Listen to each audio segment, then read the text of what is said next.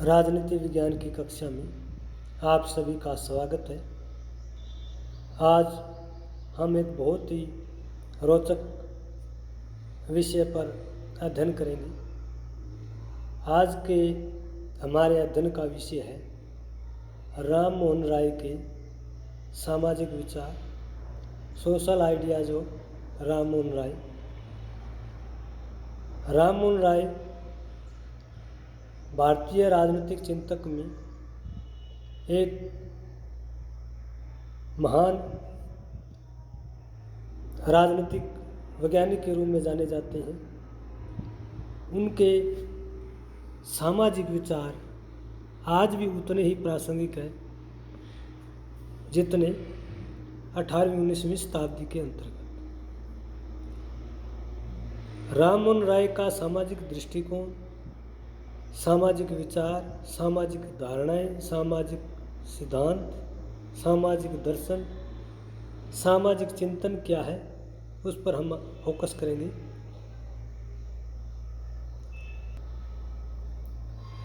राम मोहन राय को भारत में एक महान समाज सुधारक माना जाता है। उनके समय में भारतीय समाज में अनेक सामाजिक कुरीतियाँ, सामाजिक कुप्रथाएं, सामाजिक रीति रिवाज, सामाजिक अंधविश्वास कायम थे। उन्होंने सामाजिक कुरीतियों को, अंधविश्वासों को, परंपराओं को समाप्त करने के लिए समय समय पर अनेक प्रकार के प्रयास किए, अनेक संघर्ष किए।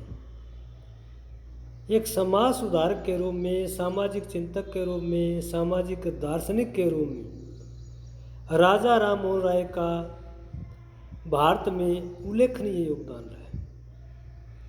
राजा राम मोहन राय को भारत के सामाजिक दार्शनिकों में सर्वोपरि स्थान पर रखा जाता है।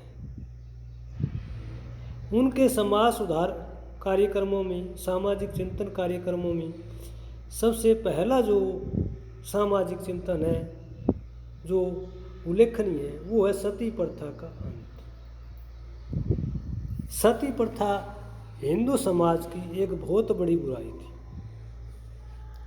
सती प्रथा को लेकर के बहुत सारे विद्वान, वैज्ञानिक, राजनीतिज्ञ, समाज सुधारक आए। अपने अपने तरीकों से उन्होंने सती प्रथा को समाप्त करने के लिए प्रयास किए, लेकिन कोई भी इस हिंदू सामाजिक कुरीति को, सामाजिक कुप्रथा को, महिला विरुद्ध प्रथा को समाप्त नहीं कर सका। अनेक मुस्लिम शासक आए, मुस्लिम शासकों ने काफ़ी प्रयास किए। उनमें मुख्य तौर पर अगर हम देखें तो सम्राट अकबर ने सती प्रथा को रोकने के लिए प्रयास किए। हालांकि उन्होंने बल प्रयोग नहीं किया, लेकिन वो सती प्रथा के विरुद्ध। मुगल शासक जहांगीर ने विधवा को बलपूर्वक चिता में डालने वालों के विरुद्ध मृत्युदंड का प्रावधान किया। उसके बाद औरंगजेब ने भी अपने शासनकाल में किसी स्त्री को जिंदा न जलाने की घोषणा की। लेकिन हिंदू समाज में अगर किसी राजनीतिक चिंतक को, समाज सुधारक को, सामाजिक दार्शनिक को इस तरह के योगदान में देखते हैं जो सती प्रथा जैसी बुराई थी उसको वैधानिक रूप से समाप्त करने का श्रेय केवल राजा राम मोहन राय को जाता है। मुस्लिम शासकों ने सीमित क्षेत्र में, सीमित दायरे में प्रयोग किए।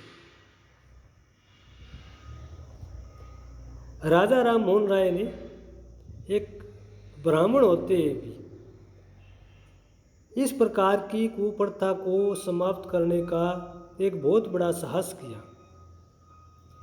उन्हें पता था कि ब्रिटिश सरकार के प्रयासों के बगैर इस प्रथा का अंत नहीं किया जा सकता। ब्रिटिश सरकार से मिलकर ही इस प्रथा को कानूनी रूप से अवैध करवाया जा सकता है, क्योंकि ये प्रथा काफ़ी जटिल थी। ब्राह्मणों ने धार्मिक आधार पर इस प्रथा को उचित सिद्ध कर दिया और ब्राह्मणों ने हिंदू धर्म ग्रंथों का हवाला देकर राजा राम मोहन राय के विरुद्ध दुष्प्रचार किया। सती प्रथा में एक जिंदा स्त्री को अपने मृत पति के साथ जलती चिता में आत्मदाह करना पड़ता था। अगर कोई विधवा ऐसा नहीं करती तो ज़बरदस्ती उसे उसके पति के साथ बांधकर जला दिया जाता था, और जो स्त्री मृत पति की चिता के साथ नहीं जलती थी उसका समाज में अपमान व घृणा का जीवन जीना पड़ता था। राजा राम मोहन राय एक कुलीन ब्राह्मण के घर जन्म लेकर के भी सती प्रथा के विरुद्ध संघर्ष करना उस समय के भारतीय सामाजिक आंदोलन में एक बहुत बड़ी प्रेरणादायक स्रोत रही है। राजा राम मोहन राय ने खुद अपने परिवार में इस तरह की समस्या को महसूस किया। जब उनकी भाभी को जिंदा जलाया जा रहा था तो वो इस घटना से काफ़ी द्रवित हो गए थे और मन ही मन संकल्प लिया कि एक दिन मैं इस प्रथा को भारत से समाप्त करके रहूँगा। इसी परिप्रेक्ष्य में राजा राम मोहन राय ने शमशान घाटों पर जाकर लोगों को इस प्रथा के विरुद्ध सचेत करने का प्रयास किया, लेकिन रूढ़िवादी हिंदुओं ने नास्तिक व मुसलमान कहकर उनका अपमान किया। सती प्रथा का अंत करने के लिए राजा राम मोहन राय ने ब्रिटिश शासकों से कई बार अपील की और ऐसे हिंदू धर्मशास्त्रों के प्रमाण दिए जिससे ये सिद्ध होता है कि हिंदू धर्म ग्रंथों में सती प्रथा को कहीं वैध नहीं ठहराया गया। सती प्रथा का विरोध करने के लिए विलियम बेंटिक भारत के नए गवर्नर जनरल बने और राजा राम मोहन राय ने विलियम बेंटिक के सामने इस समस्या को रखा। श्री द्वारकानाथ, प्रसन्न कुमार टैगोर, पादरी विलियम आदम डेविड हारे के समर्थन के बल पर लॉर्ड विलियम बेंटिक ने 4 दिसंबर 1829 को एक कानून बनाकर सती प्रथा पर हमेशा के लिए रोक लगा दी। राजा राम मोहन राय की अगुवाई के बिना हिंदू धर्म की इस कुरीति का अंत करना कोई आसान कार्य नहीं था और सती प्रथा पर रोक लग जाने के कारण इंग्लैंड व अमेरिका के समाचार पत्र पत्रिकाओं ने राम मोहन राय को बधाइयाँ दी। यानी हिंदू सामाजिक परंपराएं इतनी जटिल थी, विशेष करके ब्राह्मणों के द्वारा इसको धार्मिक आधार पर सत्य सिद्ध करके और ज़्यादा जटिल बना दिया और राजा राम मोहन राय ने लॉर्ड विलियम से रिक्वेस्ट करके उसके साथ अन्य चिंतकों के प्रयासों के द्वारा 4 दिसंबर 1829 को इस प्रथा को कानूनी रूप से अवैध घोषित किया।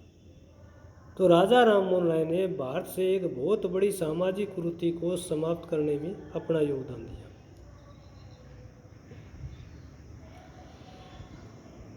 राजा राम मोहन राय के सामाजिक विचारों को हम उसके विधवा पुनर्विवाह के रूप में भी देखते हैं।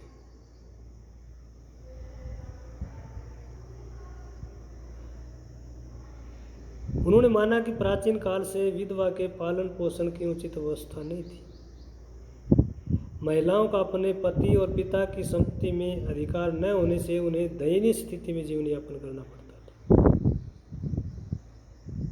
उन्होंने यह भी माना कि जीवित रहने पर उन्हें गुलामी का जीवन जीना पड़ता। विधवाओं को भरण पोषण करने के लिए वेश्यावृत्ति तक करने को मजबूर होना पड़ता था। राम मोहन ने अपने पत्र संवाद कौमुदी में विधवाओं की दयनीय स्थिति के सुधार के लिए अनेक लेख लिखे। इसके विरुद्ध उनके विरोधियों ने उनकी पत्रिका संवाद चत्रिका में विधवा पुनर्विवाह का शास्त्रों के अनुकूल खंडन किया।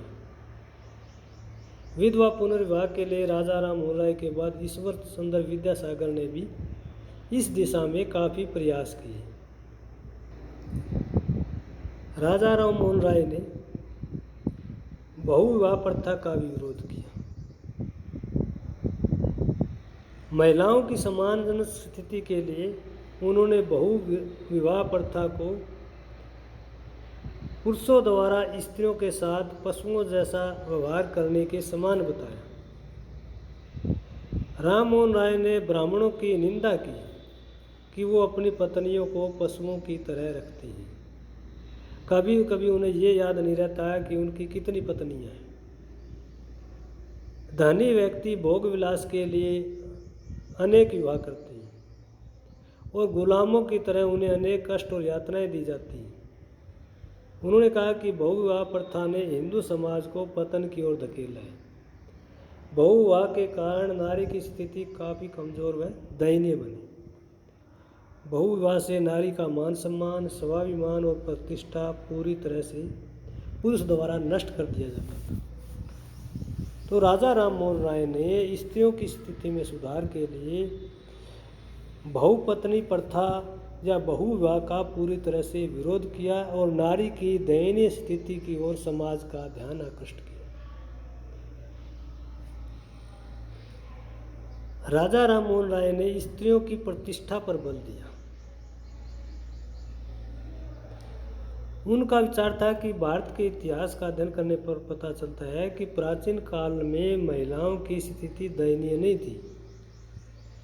प्राचीन काल में लीलावती, भामती, मैत्रेयी, अपाला, गार्गी इत्यादि महिलाओं की वीरता ने सिद्ध कर दिया कि महिलाएं पुरुषों से किसी प्रकार से कम नहीं हैं। महिलाएं शारीरिक, बौद्धिक, मानसिक दृष्टि से पुरुषों की तुलना में कमज़ोर नहीं बल्कि शक्तिशाली है।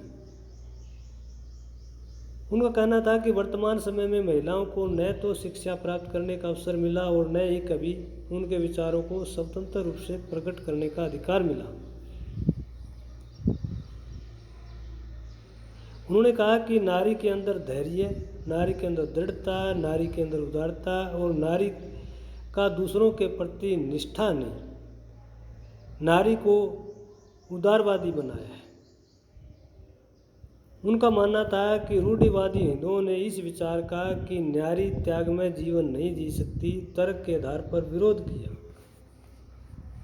उन्होंने कहा कि नारी जो है त्यागमय जीवन जी सकती है। नारी के अंदर भी त्याग की, बलिदान की भावना है। पुरुष चाहे कितना भी दुराचारी व दुष्ट क्यों न हो, नारी ने हमेशा उसे क्षमा किया। और भारत का इतिहास बताता है कि पुरुष ने कभी नारी के अपराध को माफ़ नहीं किया, क्षमा नहीं किया। पुरुष ने हमेशा नारी को एक भोगने की वस्तु माना है। पुरुषों ने कभी अपनी वासनाओं पर नियंत्रण नहीं किया, लेकिन नारी ने अपनी इच्छाओं पर नियंत्रण किया। राम मोहन राय ने अपनी पत्रिका संवाद कौमुदी में महिलाओं की प्रतिष्ठा एवं गौरव पर विभिन्न प्रकार के प्रेरणादायक लेख लिखे। उन्होंने अपनी पुस्तकों, पत्रिकाओं, लेखों के माध्यम से नारी के मान सम्मान को बढ़ाने के लिए आम जनता को प्रेरित किया।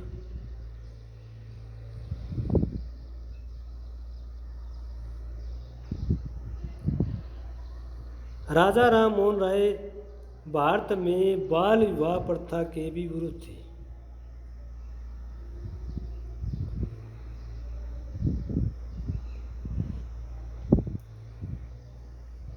वो खुद बाल विवाह के दोषों एवं अवगुणों से परिचित थी।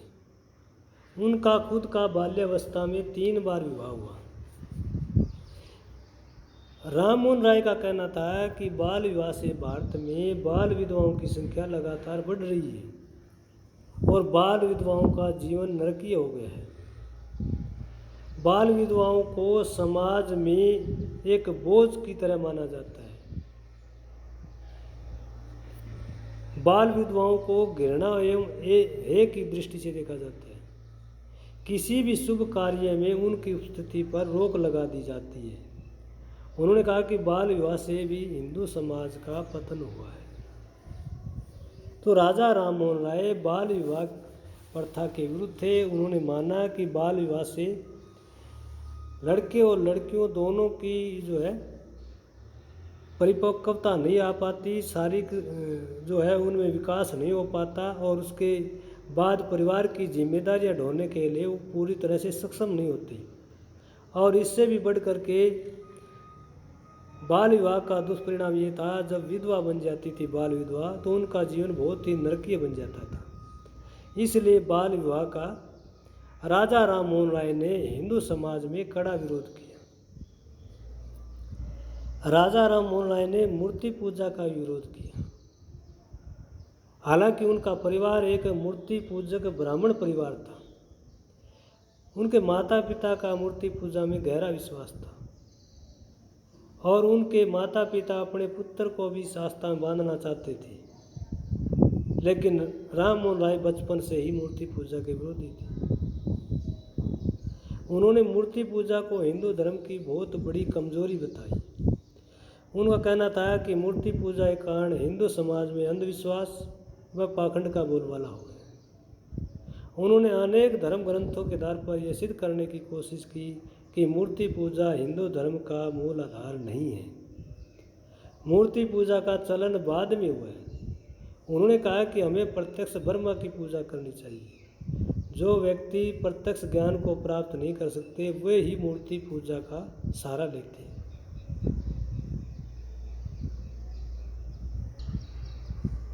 राजा राम मोहन राय ने ब्रह्म समाज की स्थापना करके हिंदू समाज को मूर्ति पूजा के पाखंड के प्रति सचेत किया।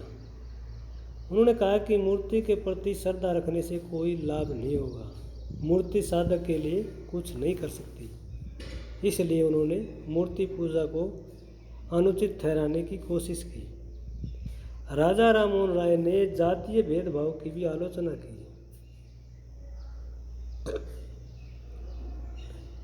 जातीय भेदभाव को दूर करने के लिए उन्होंने भेदभाव विरोधी पुस्तक वज्र सूची का अनुवाद करके इसे समाज में मुफ्त बांटने का प्रयास किया। उन्होंने कहा कि जाति प्रथा के कारण भारत राजनीतिक और सामाजिक रूप से पिछड़ा हुआ है। उन्होंने अपनी प्रथम पुस्तक तुहफत उल मुहाइदीन में जातीय भेदभाव का अंत करके मानव हृदय को प्रेम से जीतना ही परमेश्वर की पूजा बताया। उन्होंने माना कि जातीय भेदभाव कारण ही भारत में हिंदुओं में सामाजिक और राजनीतिक एकरूपता उत्पन्न नहीं हुई। जातीय भेदभाव के कारण देश में सामाजिक एवं आर्थिक असमानता उत्पन्न हुई। व्यक्ति की पहचान को लेकर के उन्होंने कहा कि यह जाति के आधार पर नहीं बल्कि कर्म के आधार पर व्यक्ति की पहचान होनी चाहिए। ब्रह्म समाज और आत्मीय समाज की स्थापना करके उन्होंने जाति पाति के भेदभाव को समाप्त करने का प्रयास किया। उन्होंने कहा कि जातीय भेदभाव ने सामाजिक संघर्ष को जन्म दिया। जातीय भेदभाव ने समाज में एकता व समन्वय की भावना का अंत किया। इसलिए राजा राम मोहन राय ने सामाजिक व्यवस्था में परिवर्तन के लिए, समाज में संघर्ष को समाप्त करने के लिए, स्व समाज के निर्माण के लिए जातीय भेदभाव की आलोचना की है, निंदा की है। राजा राम मोहन राय ने समाज सुधार के लिए ब्रह्म समाज की स्थापना की। 1828 में उन्होंने सामाजिक कुरीतियों पर पर्दा डालने के लिए ब्रह्म समाज की स्थापना की और लोगों को ज़्यादा से ज़्यादा इसका सदस्य बनने के लिए प्रेरित किया। ब्रह्म समाज के द्वारा उन्होंने संवाद कौमुदी पत्रिका में समाज के विभिन्न लेख लिखे। दूसरी ओर रूढ़िवादी हिंदुओं ने ब्रह्म समाज के विरोध में धर्म सभा का गठन किया। ब्रह्म समाज और धर्म सभा दोनों एक दूसरे के विपरीत थे। धर्म सभा ने अपनी इस पत्रिका संवाद चंद्रिका के माध्यम से समाज सुधारकों के विचारकों का धर्म शास्त्रों के अनुसार खंडन किया।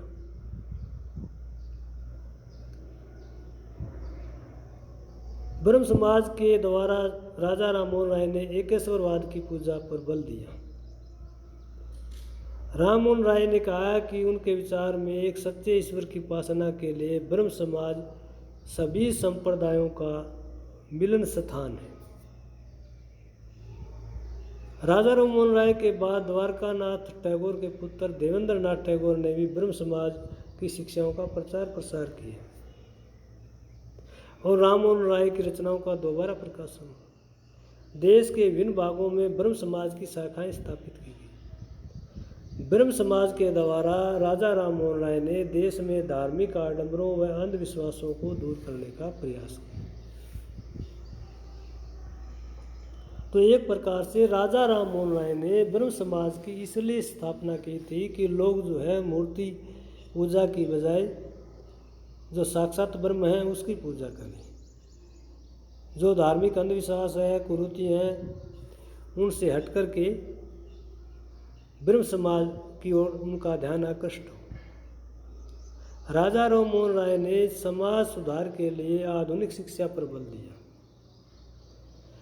उन्होंने कहा कि अंग्रेजों के भारत में आने से पहले भारत में अरबी, फारसी और संस्कृत भाषा का ज़्यादा प्रभाव था। सरकारी कामकाज भी फारसी भाषा में होते थे।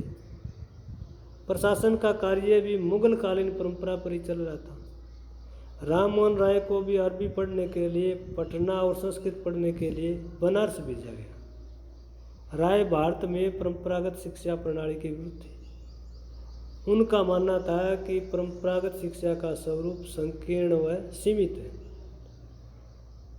राम मोहन राय चाहते थे कि भारत में अंग्रेजी शिक्षा के माध्यम से आधुनिक वैज्ञानिक शिक्षा के अध्ययन अध्यापन पर बल दिया जाना चाहिए। उनका विचार था कि पश्चिमी शिक्षा प्रणाली ज्ञान, विज्ञान एवं तर्क पर आधारित है। उनका यही मानना था कि वैज्ञानिक शिक्षा के कारण ही पश्चिमी देश बहुत ज़्यादा विकास की ओर अग्रसर है। वैज्ञानिक शिक्षा के कारण ही पश्चिमी जगत में अनेक वैज्ञानिक हुए। राय ने पश्चिमी शिक्षा के महत्व से भारतीयों को परिचित कराने का प्रयास किया। आधुनिक शिक्षा के गैर सरकारी क्षेत्र में उन्होंने कई तरह के प्रयास किए। 1817 में कलकत्ता में हिंदू कॉलेज और 1818 में श्री रामपुर में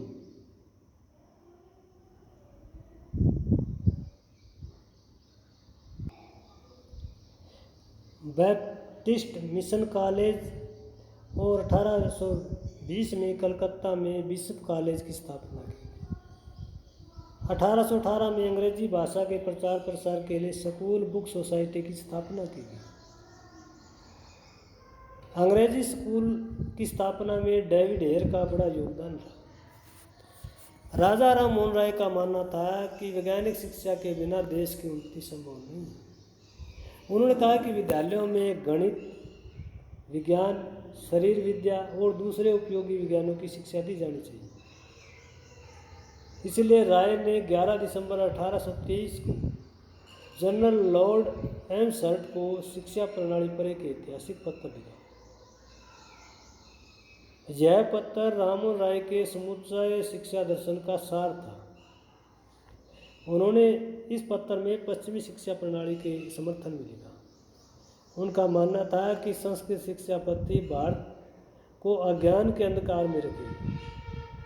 उन्होंने लिखा कि संस्कृत व्याकरण की बारीकियाँ, विद्वानों की कल्पना मूलक उड़ानों, वैदिक अवतरणों की अधकचरी व्याख्या और न्याय शास्त्र के उहापों में लगा देना अमूल्य समय का अपव्यय है।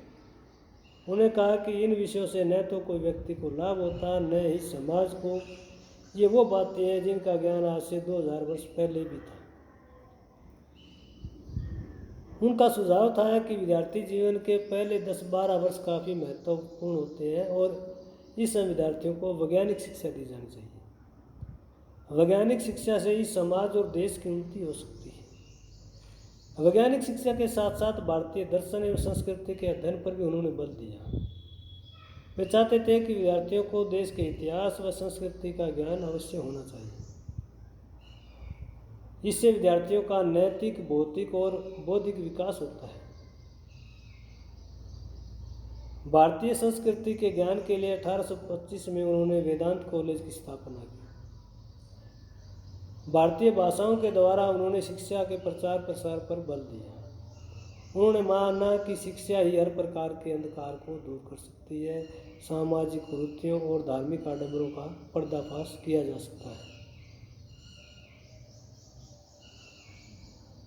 राय पत्रकारिता के बहुत बड़े विद्वान थे। पत्रकारिता के द्वारा उन्होंने समाज को जगाने की कोशिश की। उन्होंने 2 प्रमुख पत्रिकाएं संवाद कौमुदी और मिरातुल अखबार के माध्यम से सामाजिक कुरीतियों और अंधविश्वासों से पर्दा उठाने का प्रयास किया। अप्रैल 1822 में राम मोहन राय ने फारसी भाषा में मिरात-उल अखबार का प्रकाशन शुरू किया। इस पत्र में राम मोहन राय ने सामाजिक और राजनीतिक विचार व्यक्त किए। और वैज्ञानिक शिक्षा की आवश्यकता पर बल दिया। मिरातुल अखबार के लेखों के अनुवाद को J.S. बकिंघम द्वारा स्थापित कैलकटा जर्नल में प्रकाशित किया गया। राममोहन राय ने बांग्ला भाषा में संवाद कौमुदी का प्रकाशन किया। इस पत्रिका के लेखों में राममोहन राय ने समाज हित की बातों को प्रकाशित किया। पत्रिका में सरकार से गरीब बच्चों के लिए स्कूल खोलने की प्रार्थना की गई। मुकदमों के निर्णय में जूरी प्रथा को शुरू करने का आग्रह किया गया। पत्रिका में हिंदू समाज से अपील की गई वे अपने बच्चों को व्याकरण की शिक्षा मातृभाषा में दें। इससे जाति प्रथा के दोषों पर भी प्रकाश डाला गया।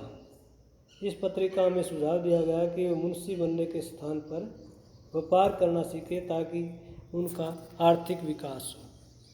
तो राममोहन राय ने पत्रकारिता में बहुत बड़ा योगदान दिया। पत्रकारिता के माध्यम से उन्होंने लोगों को सामाजिक रूप से, आर्थिक रूप से, राजनीतिक रूप से, सांस्कृतिक रूप से जागरूक करने का प्रयास किया।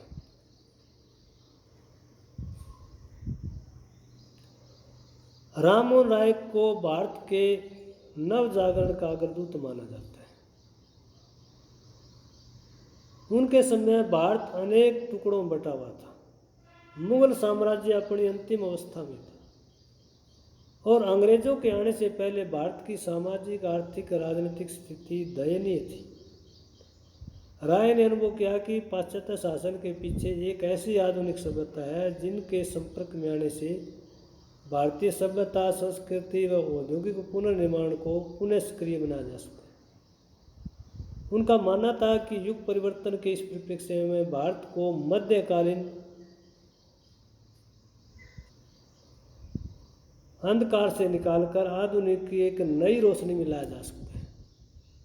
उनका मानना था कि भारत में जनता की जागृति के लिए विदेशी शासन द्वारा संचालित किया गया शिल्प विज्ञान उपयोगी सिद्ध हो।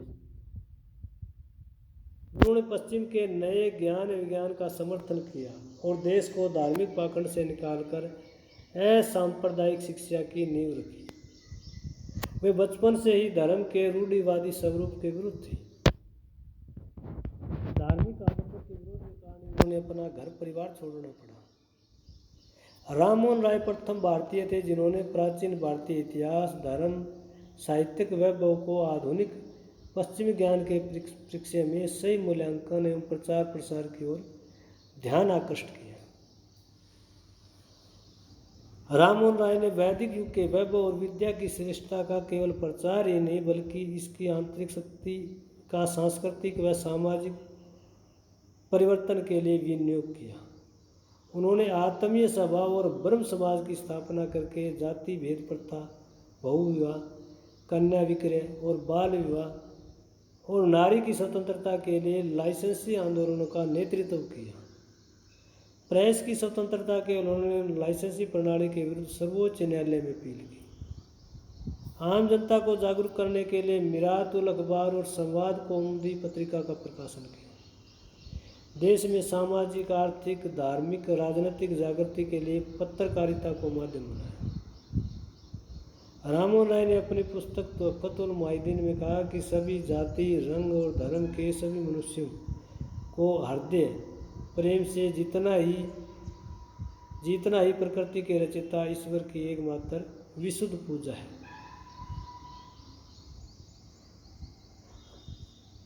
राममोहन राय ने भारत के सभी लोगों को सामाजिक दृष्टि से समान बताया और समाज को जागृत करने के लिए हर तरह के प्रयास किए गए। राममोहन राय को भारत में एक अंतर्राष्ट्रीयवादी चिंतक के रूप में जाना जाता है। राममोहन राय का व्यक्तित्व अंतर्राष्ट्रीय स्तर का था और वह हमेशा एक मानवतावादी चिंतक के रूप में जाने जाते हैं क्योंकि मनुष्य के कल्याण के लिए, मनुष्य की भलाई के लिए, मनुष्य की स्वतंत्रता के लिए, मनुष्य के विकास के लिए उसने अपने परिवार की, अपने धर्म की, अपनी जाति की जितनी परंपराएं थी, जितने बंधन थे, सबको त्याग दिया। उन्होंने संपूर्ण पृथ्वी के प्राणियों को एक परिवार माना। धार्मिक सहिष्णुता और मानवीय धर्म का उन्होंने समर्थन किया। उनका मानना था कि धार्मिक पाखंडों एवं आडंबरों से दूर रहकर मानव कल्याण के लिए हमें अपना जीवन बलिदान कर देना चाहिए। वे वैश्विक स्तर पर सार्वभौमिक सहानुभूति के सिद्धांत को मानते थे। उनका विचार था कि मानव जाति की सेवा ही ईश्वर की सबसे बड़ी सेवा है। उन्होंने कहा कि विश्व में मनुष्यों के बीच होने वाले धार्मिक, नस्लीय, भाषाई व जातीय भेदभाव पूरी तरह से निंदनीय है। उन्होंने विश्व बंधुत्व की धारणा का समर्थन किया। उन्होंने कहा कि ईश्वर ऐसा बना दे कि मानव के मध्य भेदों व घृणा को नष्ट करने वाला, ईश्वर धर्म को ऐसा बना दे कि मानव के मध्य भेदों एवं घृणा को नष्ट करने वाला हो, मानव जाति की शांति एवं एकता का प्रेरक हो। राममोहन राय के मानवतावाद का उद्देश्य है धार्मिक आडंबर, पाखंड, पुनर्जन्म के सिद्धांत से दूर रहकर मानव की आत्मा की स्वतंत्रता का अनुभव करवाना था। राय को भारत में एक अंतर्राष्ट्रीय मानवतावादी चिंतक के रूप में माना गया।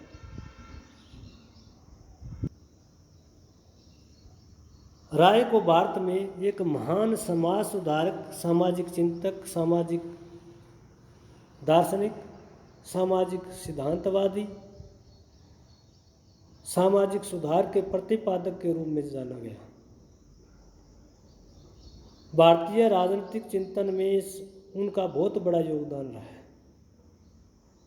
तो आज का ये टॉपिक था कि राजा राम मोहन राय के सामाजिक विचार क्या है, समाज के प्रति उनका दृष्टिकोण क्या है, समाज के प्रति उनकी धारणा क्या है, समाज के प्रति उनकी सोच क्या है, वो भारत में किस तरह की सामाजिक व्यवस्था चाहते हैं, परंपरागत और प्रचलित सामाजिक व्यवस्था का उन्होंने किस तरह से खंडन किया और किस तरह से क्रांति के लिए, परिवर्तन के लिए उन्होंने जो है किस तरह के सामाजिक आंदोलनों का सहारा लिया, ब्रिटिश सरकार के साथ मिलकर और देश में अन्य समाज सुधारकों के साथ मिलकर के उन्होंने बहुत सारी सामाजिक कुरीतियों, परंपराओं, अंधविश्वासों, रूढ़िवादियों के विरुद्ध संघर्ष किया और कुछ रूढ़िवादियों को सदा के लिए समाप्त करने में जो है उनको सफलता भी मिली।